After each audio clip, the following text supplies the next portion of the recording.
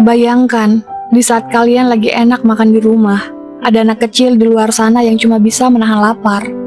Mereka berharap ada sisa makanan yang jatuh ke tangannya. Sering banget kita dengar tentang perdebatan bahwa dunia ini adil atau tidak sih. Dan jujur aja, kalau kalian lihat realita di lapangan, kalian bakal sadar dengan satu hal, bahwa hidup ini memang terasa tidak adil untuk sebagian orang. Coba kalian bayangkan, di satu sisi, ada yang lahir sudah mendapatkan fast track. Mereka dikasih privilege dari start line, akses ke pendidikan, kesehatan yang proper, dan masa depan yang seolah-olah sudah terjamin sejak dini. Mereka bisa mengejar apapun yang mereka mau, dan praktis tanpa hambatan. Akan tetapi pada sisi lainnya, ada banyak jutaan orang yang buat napas dan makan hari saja mereka harus struggle mati-matian. Kalian lihat sendiri, banyak yang kerja keras dari pagi sampai malam, banting tulang, tetapi hasilnya tidak seberapa. Dan ini bukan karena mereka malas, tetapi ini karena keadaan yang tidak memberi mereka banyak pilihan. Dan mereka terpaksa harus mengirit jatah makan hari ini. Kadang cuma modal nasi sama garam. Kalau buat makan saja dihemat-hemat, bagaimana untuk memikirkan biaya sekolah anak, kesehatan, atau tabungan pada masa depan. Fokus mereka cuma satu, bagaimana caranya bisa makan untuk hari ini. Disclaimer ya guys, jadi cerita ini kita dapat dari berbagai sumber yang sudah beredar di media sosial dan sudah kita rangkum. Untuk lebih jelasnya, yuk kita bahas di True Story.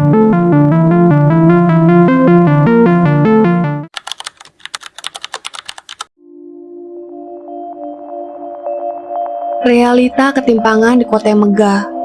Bicara soal ini, coba kalian lihat data BPS, dan ketimpangan ini benar-benar terjadi. Contoh yang paling nyentrik terjadi pada DKI Jakarta. Rasio Gininya di tahun 2025 sangat besar, sampai 0,44. Angka ini seolah menunjukkan jurang yang sangat lebar antara si kaya dan si miskin. Kelompok kaya punya pendapatan yang jauh lebih besar jika dibanding mayoritas penduduk Jakarta yang lainnya. Ini yang membuat Jakarta menjadi kota yang megah dengan gedung-gedung yang tinggi dan pusat ekonomi, masuk daftar daerah dengan ketimpangan tertinggi di Indonesia. Artinya apa? Banyak orang yang kerja setengah mati tapi gajinya tidak sebanding. Mereka terpaksa menurunkan ekspektasi dan mimpi mereka. Dan pertanyaannya, kenapa dunia ini selalu lebih keras terhadap orang yang miskin?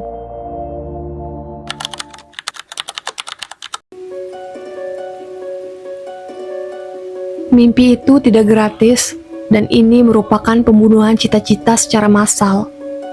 Salah satu alasan kenapa dunia ini jahat untuk orang miskin adalah karena ia memaksa kita untuk dilarang bermimpi. Sejak kecil, kita selalu diajarkan untuk mengejar mimpi setinggi langit. Sound good on paper.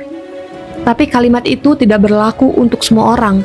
Buat anak-anak dari keluarga miskin, mimpi itu sering dianggap ketinggian, bahkan menjadi halusinasi mereka. Bayangkan seorang anak miskin yang mempunyai cita-cita menjadi seorang dokter. Lalu, apa langkah awalnya? Belajar serius untuk masuk kuliah kedokteran. Dan untuk itu, mereka butuh bimbel, buku tambahan, dan tempat belajar yang kondusif. Kemudian masalahnya, mereka terpaksa belajar di rumah sempit yang kumuh, bahkan harus membantu orang tuanya mencari uang. Waktu mereka untuk belajar tidak ada, yang secara tidak sadar mereka telah membunuh mimpi mereka. Usaha keras mereka sering sekali kalah telak sama anak-anak lain yang mempunyai fasilitas yang lengkap. Mungkin kalian bakal bilang, ada beasiswa, ada KIP, atau ada bidik misi. Oke, sekarang kita anggap saja biaya kuliah telah tercover. Tapi, biaya kuliah kedokteran bukan cuma BPP atau KT. Kalian masih harus beli peralatan praktikum, jas lab, stetoskop, dan buku-buku yang harganya jutaan yang seringkali tidak mendapatkan subsidi dari pemerintah. Dan ini tidak cuma terjadi di kedokteran saja. Anak-anak yang ingin menjadi seorang engineer dan masuk teknik, mereka harus beli alat praktikum, software, atau laptop yang mempunyai spesifikasi yang tinggi. Kalau tidak ada biayanya, bisa-bisa mereka berhenti tengah jalan dan menyerah. Alhasil anak-anak dari keluarga miskin ini terpaksa menurunkan standar mimpinya. Awalnya mereka ingin jadi seorang dokter atau insinyur, dan ujung-ujungnya mereka mengalah demi kerja untuk membantu ekonomi keluarga. Jadi, kalau ada yang bilang mimpi itu gratis, Sayangnya, dari starting point saja mereka tidak ada kesempatan yang sama untuk mengejar mimpinya.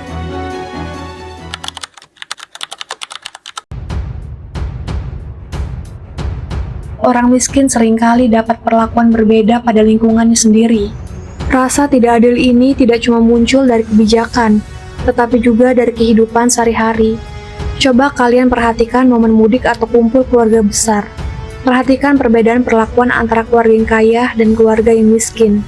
Keluarga yang punya uang lebih seringkali langsung disanjung, disambut seperti tamu kehormatan. Mereka diajak ngobrol, dibikin nyaman, dan itu kenapa bisa terjadi?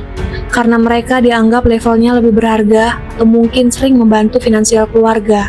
Sementara itu, keluarga yang ekonominya pas-pasan, mereka malah diperlakukan seperti tenaga tambahan. Mereka pahitnya jadi pembantu untuk beres-beres dan cuci piring selama acara. Dan ini terjadi karena yang kaya mengeluarkan uang untuk makanan, sedangkan yang miskin tidak bisa mengeluarkan uang sama sekali. Jadi mereka hanya bisa membantu tenaga. Mereka terkesan menjadi pelayan di acara keluarganya sendiri. Dan ini menunjukkan kalau pandangan rendah terhadap orang miskin itu sudah sangat melekat dalam cara orang bersikap. Status ekonomi jadi pembeda yang nentuin siapa yang layak dihormatin dan siapa yang pantas untuk disuruh-suruh.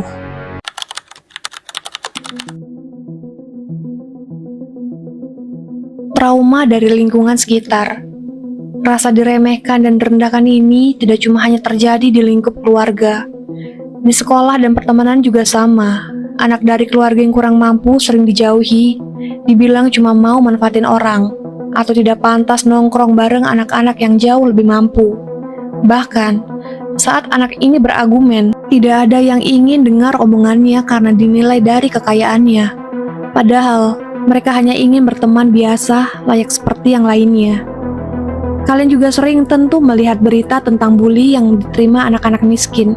Mereka jadi bahan ejekan, bahan tertawaan, cuma gara-gara tidak mampu beli sepatu atau barang branded seperti yang lainnya.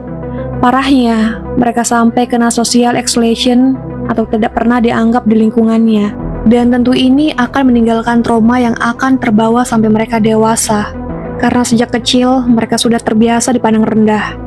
Di sini, terasa sekali kalau dunia ini bukan cuma jahat dalam hal sistem, tetapi juga cara orang-orang memperlakukan orang satu sama lain, antara si kaya dan si miskin.